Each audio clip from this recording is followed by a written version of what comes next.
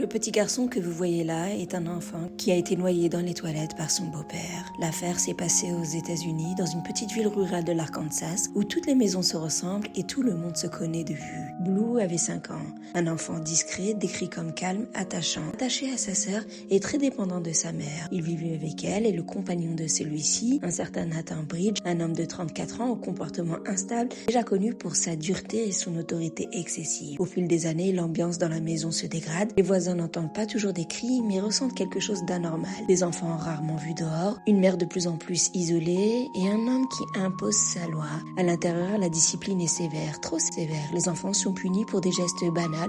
Les services sociaux ne sont pas alertés à temps. Personne ne frappe à la porte. Un jour, en septembre 2022, un accident apparemment mineur se produit. Blue mord le doigt de Nathan Bridge, un geste d'enfant impulsif, sans réelle intention de faire mal, mais la réaction de l'adulte est totalement disproportionnée. Ce qui suit ne révèle pas de la punition, mais de la violence extrême. Blue est emmené dans la salle de bain et force le petit garçon à mettre sa tête dans les toilettes jusqu'à sa noyade. Aucun appel à l'aide ne viendra, personne n'intervient. Ce jour-là, Blue Roland meurt. Il n'y a pas d'ambulance, ni de médecin, ni d'appel au secours. Au lieu de cela, Nathan Bridge prend une décision glaçante, faire disparaître le corps de l'enfant. Les jours passent, Blue n'est plus vu. Sa mère donne des réponses vagues. Il serait chez un proche, ou il est malade, ou ailleurs. Personne ne vérifie immédiatement. Dans la maison, Nathan Bridge enlève des planches du sol. Le corps de Blue est dissimulé là, sous la maison. Puis le plancher est refermé comme si de rien ne s'était produit. La vie continue, en apparence seulement, et quelque chose finit par trahir le mensonge. En décembre 2022, le 6 décembre exactement, les signalements sont enfin faits. Les enquêteurs entrent dans la maison. Ils remarquent des incohérences au sol récemment modifié et une odeur nauséabonde, une odeur de cadavre. Ils retirent le plancher. Ce qu'ils découvrent met fin à toute illusion. Le corps de Blue Roland est retrouvé le jour même où il aurait dû fêter son 6e anniversaire. Les scènes choquent profondément les policiers, pourtant habitués aux affaires difficiles. L'enfant était là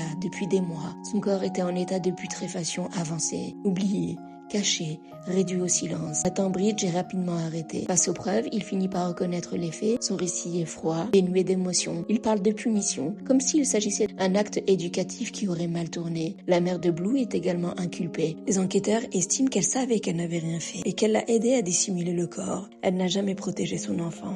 Nathan Bridge a plaidé coupable du meurtre au 1er degré et a été condamné à une très longue peine de prison. Quant à Ashley Roland, la mère de Blue, elle a également été arrêtée et est inculpée pour son rôle, y compris avoir dissimulé le corps, permis les mauvais traitements. Elle a plaidé coupable à des infractions liées à la maltraitance d'enfants et a été condamnée à environ 40 ans de prison.